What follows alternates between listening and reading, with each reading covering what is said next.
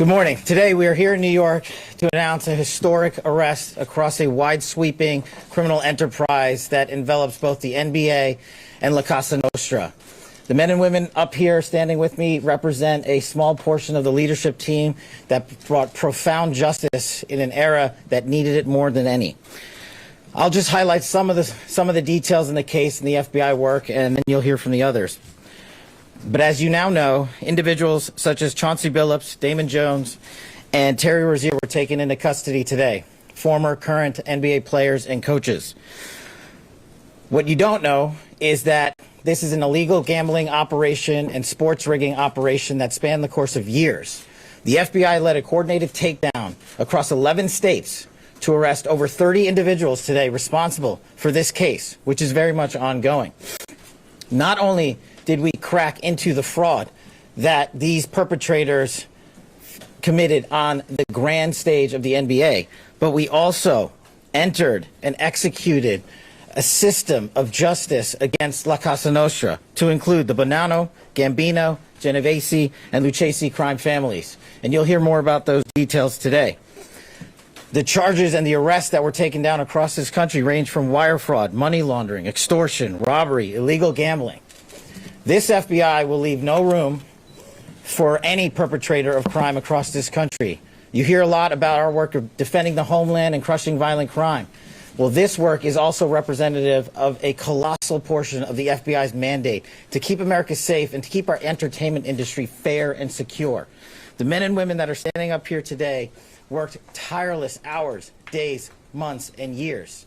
And the fraud is mind-boggling. It's not hundreds of dollars. It's not thousands of dollars. It's not tens of thousands of dollars. It's not even millions of dollars. We're talking about tens of millions of dollars in fraud and theft and robbery across a multi-year investigation. And we could not have done it without our interagency partners that are before us today. The NYPD, HSI, and teams of law enforcement officials from around the country made this day possible. It takes a team to bring this kind of justice, sweeping justice, into the halls of the United States courtrooms, where our brave United States attorney has led this prosecution. It takes courageous prosecutors to stand before you and say, we will not allow this kind of illicit activity to happen, not only at the national sporting level, but also where it hides in La Cosa Nostra. And when these two collided together, they perpetrated a fraud that is historic in terms of not just money, but the scheme and the deceit that they utilize to steal and swindle people from money, to include crypto fraud. This is an operation that showcases to you that under President Trump's administration, there is no room for any type of criminal behavior, be it on the world's largest stage or in the back rooms of tiny parlors where guard games are being played. We are proud to stand here today with the men and women of the FBI and this legal team. And to the United States Attorney, I just want to thank you personally for taking the time to display the work that the media is about to hear about today in detail. As I said, it does take courageous prosecutors, but it takes a courageous United States Attorney to bring this case, because we are going to take heat for it. But we don't shy away in this administration. We don't say no. What we do is we bring the results across the finish line. We bring them to the public. We bring you accountability. And yes, they will have their day in court, and you will hear the evidence through the court system exclusively. We will not deny anyone of due process. And that's the brilliance of this system. That's the brilliance of this administration. Everyone will be held to account. So with that, I turn it over to United States Attorney Nocella. Thank you. Thank you, Director Patel. To be clear, we're announcing today indictments in two major cases, both involving fraud. One involves sports betting, and the other involves illegal gambling, very specifically rigged poker games. The first indictment involves 6 defendants who are alleged to have participated in one of the most brazen sports corruption schemes since online sports betting became widely legalized in the United States. This scheme is an insider sports betting conspiracy that exploited confidential information about National Basketball Association athletes and teams. The second indictment involves 31 defendants alleged to have participated in a nationwide scheme to rig illegal poker games. These defendants, which include former professional athletes, used high-tech cheating technology to steal millions of dollars from victims in underground poker games that were secretly fixed. The games in the New York area were backed by the Bonanno, Gambino, and Genovese crime families of La Cosa Nostra. While the cases are separate, there are 3 overlapping defendants charged in both cases: Damon Jones, Eric Ernest, and Shane Hennon. The indictments in these cases contain only allegations, and the defendants are presumed innocent until they are proven guilty in a court of law. But my message to the defendants who've been rounded up today is this: your winning streak has ended. Your luck has run out. Violating the law is a losing proposition, and you can bet on that. First, I would like to talk about United States versus Ernest, the NBA basketball gambling case. The defendants in this case are Eric Ernest, Marvez Farley, Shane Hennon, De Niro Laster, Damon Jones, a former NBA player and coach, and Terry Rozier, a current NBA player. Other co-conspirators were previously charged for their roles in the scheme, including former NBA player Jontay Porter. Between December 2022 and March 2024, these defendants perpetrated a scheme to defraud by betting on inside, non-public information about NBA athletes and teams. The non-public information included when specific players would be sitting out future games, or when they would pull themselves out early for purported injuries or illnesses. They relied on corrupt individuals, including Jones and Rozier. They also misused information obtained through long-standing friendships that they had with NBA players and coaches. And in at least one instance, they got their information by threatening a current player, Porter, because of his pre-existing gambling debts. Defendants used this non-public information to place hundreds of thousands of dollars in fraudulent bets, mostly in the form of prop bets on individual player performance. The bets were placed through online sports books and also in person at casinos. The defendants relied on a network of straw bettors to place the maximum amount of bets to increase their potential profits. Most of these bets succeeded, and the intended losses were in the millions of dollars. The defendants then laundered their illegal winnings in various ways: peer-to-peer platforms, bank wires, and simple cash exchanges. The indictment details specific examples where the defendants profited from illegal gambling and illegal betting on various NBA games about the performance of players on, among other things, the Charlotte Hornets, the Portland Trail Blazers, the Los Angeles Lakers, and the Toronto Rangers. Each defendant in the NBA basketball gambling case has been charged with conspiracy to commit wire fraud and conspiracy to commit money laundering. Now, I would like to turn to the other case, United States versus Aiello, the rigged poker game case. Beginning as early as 2019, the defendants in this case orchestrated a scheme to use wireless cheating technology to run rigged poker games across the United States, including in the Hamptons, Las Vegas, Miami, and Manhattan. The scheme targeted victims known as, quote, fish, who were often lured to participate in these rigged games by the chance to play alongside former professional athletes who were known as, quote, face cards. The so-called face cards included the defendant Chauncey Billups, who at the time of the scheme was a former NBA player and is currently the head coach of the Portland Trail Blazers, and also Damon Jones, a former NBA player and coach. What the victims, the fish, didn't know is that everybody else at the poker game, from the dealer to the players, including the face cards, were in on the scam. Once the game was underway, the defendants fleeced the victims out of tens or hundreds of thousands of dollars per game.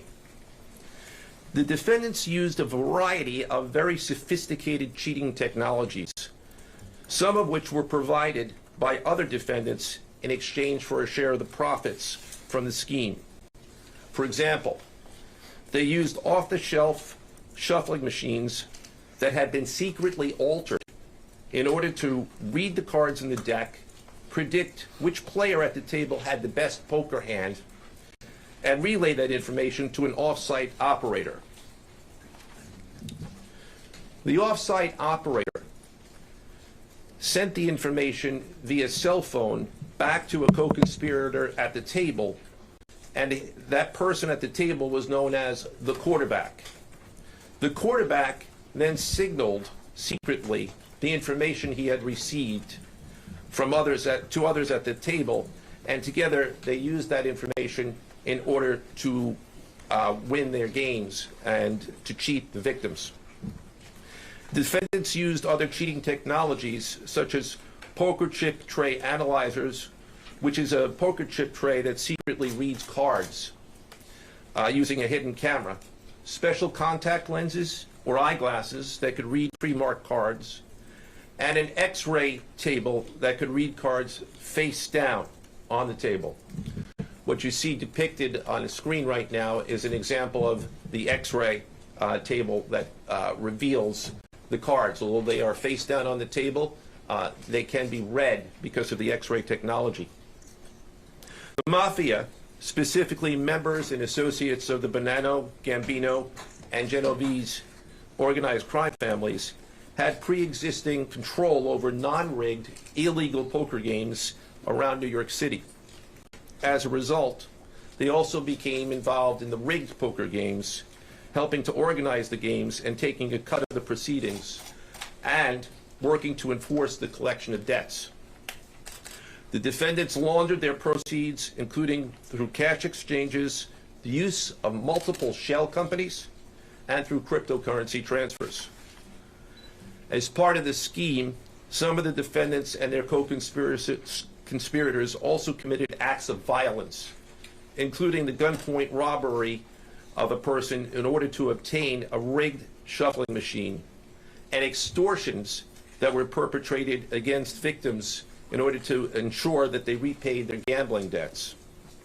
Defendants who participated in the rigged poker scheme are charged with wire fraud conspiracy.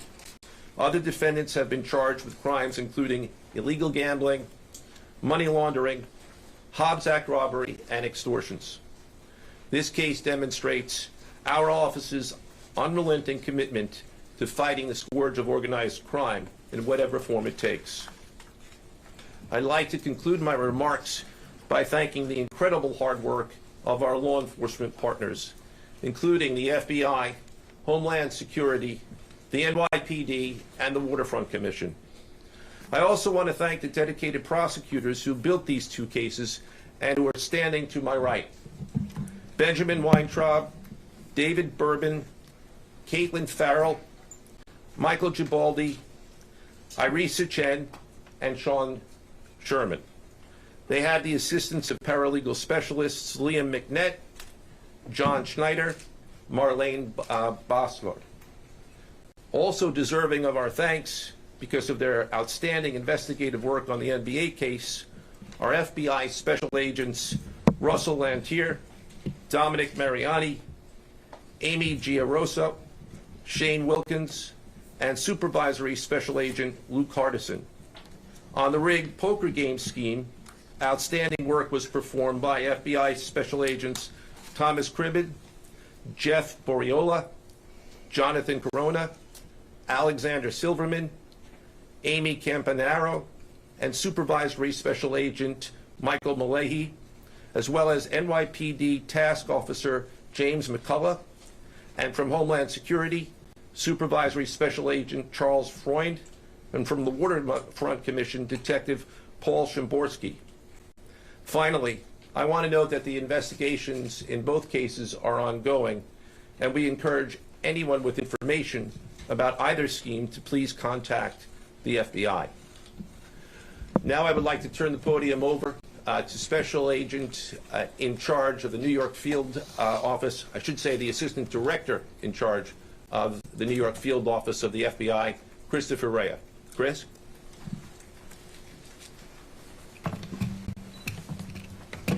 All right, thank you, Joe. As always, we appreciate the partners here. Can't do any of this without you and your team, so thank you. Also want to publicly thank the director for coming down from D.C. The director's a very busy person, and for him to come down should tell you the importance of this historic case. I'm Christopher Rea, the Assistant Director in charge of the FBI New York Field Office. Today, as you've heard, our office conducted a massive nationwide takedown from 2 indictments of 34 defendants for their alleged involvement in 2 separate illegal poker and sports betting schemes where, as you heard, the odds were rigged in their favor. Among these defendants are 13 members and associates of the Bonanno, Gambino, and Genovese crime families, to include capos and soldiers from these families. Additionally, as you heard, current and former NBA coaches and players are also implicated, to include Chauncey Billups, Damon Jones, and Terry Rozier. 3 of the named defendants are charged for their alleged roles in both schemes. This alleged illegal gambling operation hustled unwitting victims out of tens of millions of dollars and created a financial pipeline for La Cosa Nostra to help fund and facilitate their organized criminal activity. Victims were attracted to play alongside well-known professional athletes and coaches like Chauncey Billups, only to be unknowingly deceived through rigged shuffling machines, fixing the odds in their favor, as alleged and as you just heard from the U.S. Attorney's Office. This alleged scheme wreaked havoc across the nation, exploiting the notoriety of some and the wallets of many to fund the Italian crime families here in New York. Let me be clear about this fact. The FBI has not and will never take their eye off the ball when it comes to Italian organized crime in this city, specifically the LCN and the 5 families here in New York. We are not going to permit any criminal enterprise, whether it be Italian organized crime, Asian organized crime, Eurasian organized crime. We're not going to permit any of those organized crimes, families, and organizations to operate in our city or our country, as evidenced by the 11 states that were also participating in this operation today. The FBI office here in New York remains committed to eradicating all unlawful revenue streams fueling this criminal activity. As with most cases we've worked, this is only the tip of the iceberg for the FBI and the U.S. Attorney's Office.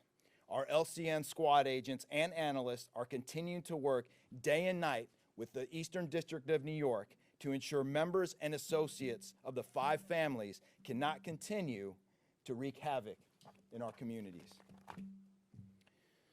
Today would not have been possible without the tireless efforts and dedication of the FBI New York Eurasian Organized Crime Task Force, which, as you heard, was led by Supervisory Special Agent Luke Hardison, and the Italian Organized Task Force, which was led by Supervisory Special Agent Mike Malahi. And coincidentally, Supervisory Special Agent Malahi is going out on a positive as he is retiring at the end of this month for 30 years of dedicated service to the FBI, and that deserves a hand. He's what we call a legend here at FBI New York. Additionally, obviously, we cannot do this alone without our partners. I want to extend my appreciation to Homeland Security Investigations Special Agent in Charge, Ricky Patel. Of course, we do nothing in this city without the NYPD. New York City Police Department Commissioner Jesse Tisch, thank you, ma'am, for all your work and all your resources that you dedicated to this. And New York Waterfront Commissioner Phoebe Soriel for their agency's assistance and support throughout this lengthy and complex investigation. Our collective efforts ensured these subjects will face accountability, like the director said, for their alleged wrongdoings. Thank you, and I'll now turn it over to Special Agent in charge of HSI, Ricky Patel.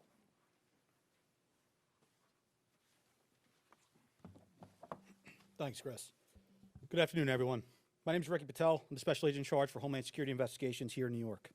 This morning, hundreds of special agents and investigators with HSI, the FBI, the New York Waterfront Commission, and the NYPD descended upon the homes of individuals who for years have operated with the false sense of impunity, a false sense of incivility. In the early hours of today, across 9 states, coast to coast, dozens of defendants were arrested and will face the consequences of their alleged crimes. This was their wake-up call. With the alleged involvement of 3 La Cosa Nostra crime families, 1 NBA head coach, a Hall of Famer, no less, and former NBA players, the years of investigative work that culminated with this morning's operation seem reminiscent of a Hollywood movie. But this wasn't luck, and this wasn't theatrics.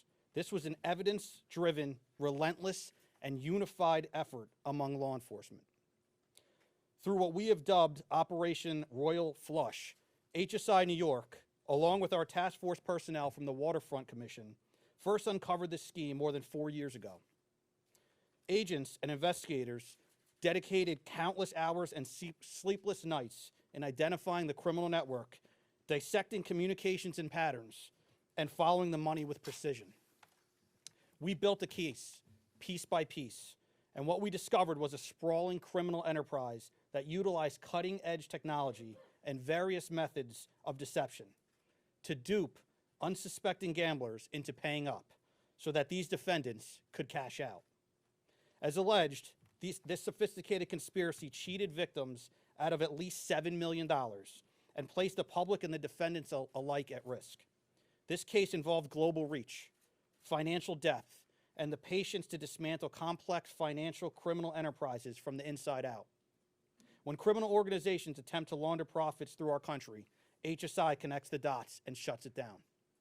To anyone who thinks intimidation, fraud, or violence will shield their profits, understand this. If you are exploiting our communities, expect HSI and all of our law enforcement partners at your door. I would like to thank all our partners here today. Obviously, the United States Attorney's Office for the Eastern District of New York, the Waterfront Commission, the FBI, the NYPD, and the prosecutors that will carry this forward. Today's arrests are not an endpoint. They are the start of accountability. Thank you, and I now turn it over to Police Commissioner Jessica Tisch.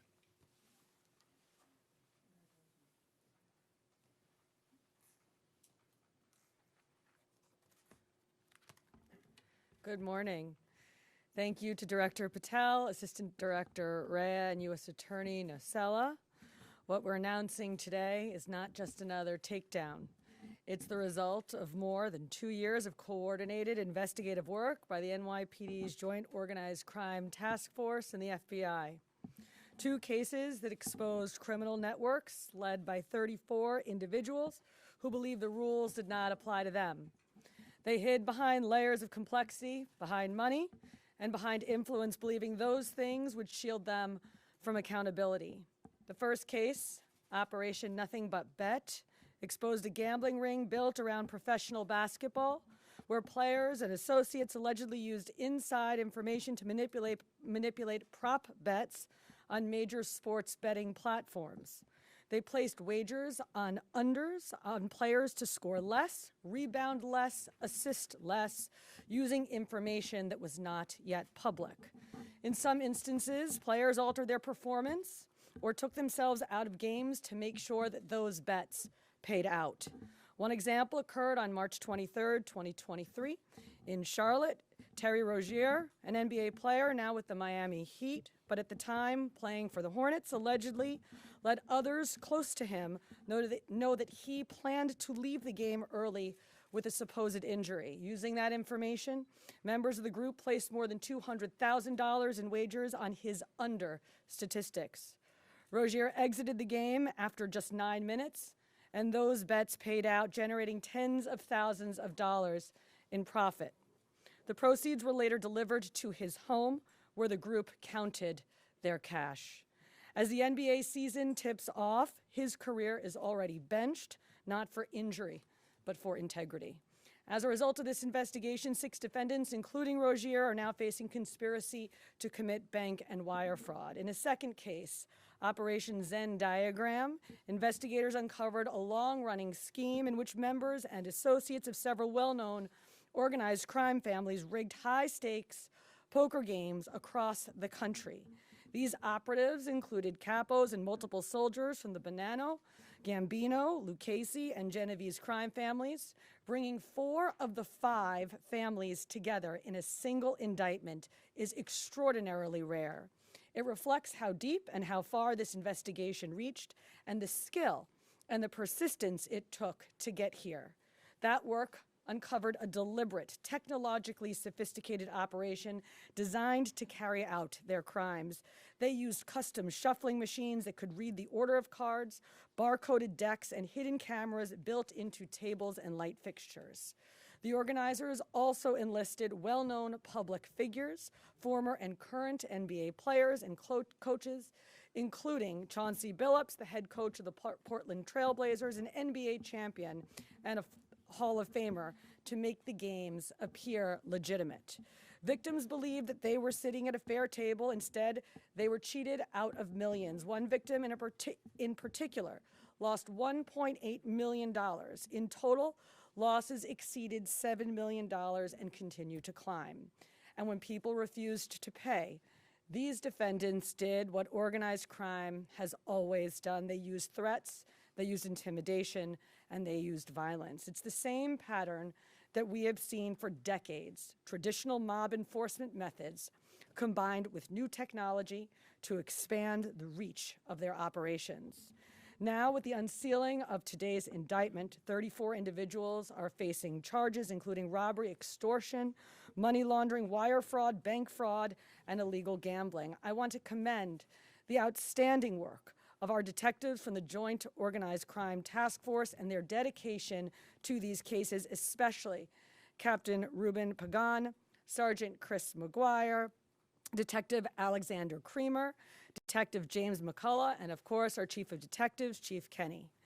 As part of these investigations, our members recovered and reviewed thousands of hours of video, conducted extensive surveillance on illegal gambling locations across the city, and executed more than 24 search warrants on electronic records that revealed the true extent of this conspiracy. Once again, the work of our detectives, together with the FBI and the U.S. Attorney's Office, closed those gaps before they could widen further. The NYPD is proud to stand with each of you today, as these cases represent the kind of partnership that defines modern law enforcement agencies, sharing intelligence, coordinating resources, and moving as one team. Thank you.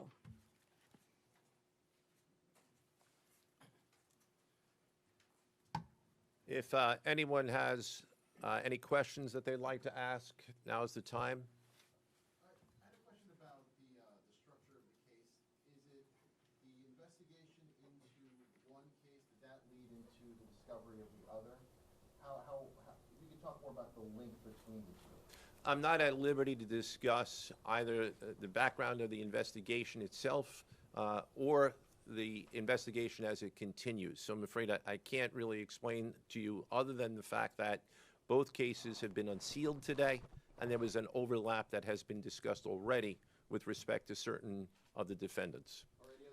Yes. Chauncey Porter claimed that he had a gambling addiction. Did Rozier or Billups or David Jones claim the same thing at all? With respect to any allegations or defenses that have been made by any of the defendants, they will have their opportunity to present them in court. We're not here to air those at this time or to discuss them. Yes? You said the investigation is still ongoing. There seem to be several players referenced in the indictments, some that may have potentially passed on information. Is there the possibility of future arrests of NBA players in connection to the sports As I said, I can't discuss ongoing investigations. The investigation is ongoing, which by definition means that there will be further evidence uncovered at a minimum, and there's always that possibility. But I can't comment any further with respect to that. Yes. Thank you.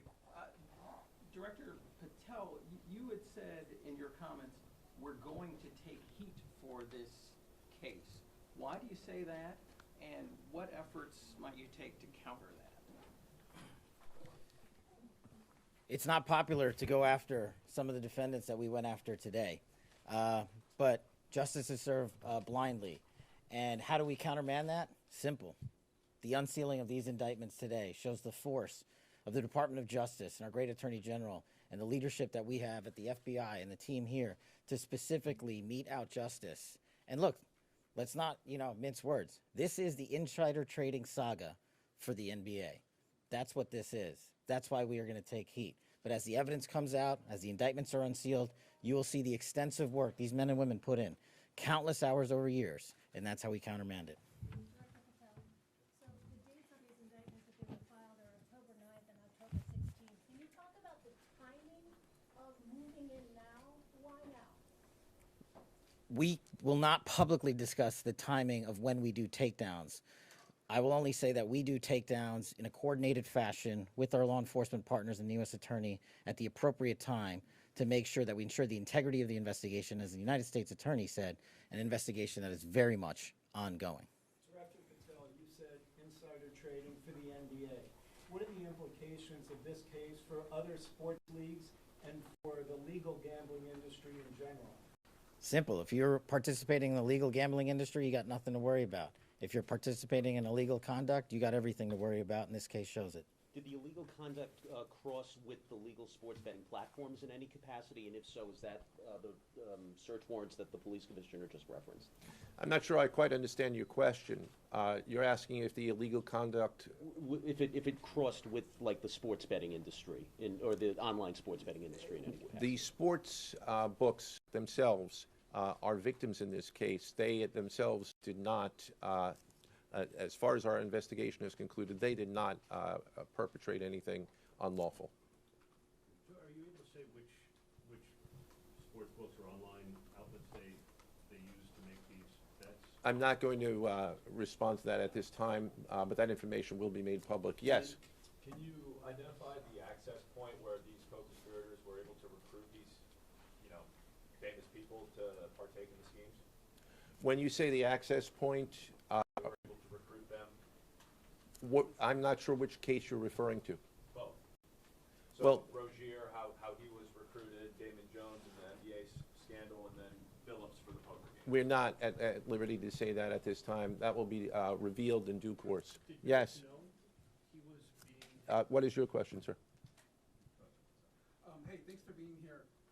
You just said that the sports books themselves are the victims, at least in the indictment involving Terry Rozier and others. They're among the victims. Okay, but those companies make, as we all know, they make a crazy amount of money off of a lot of everyday Americans make bets and mostly lose them.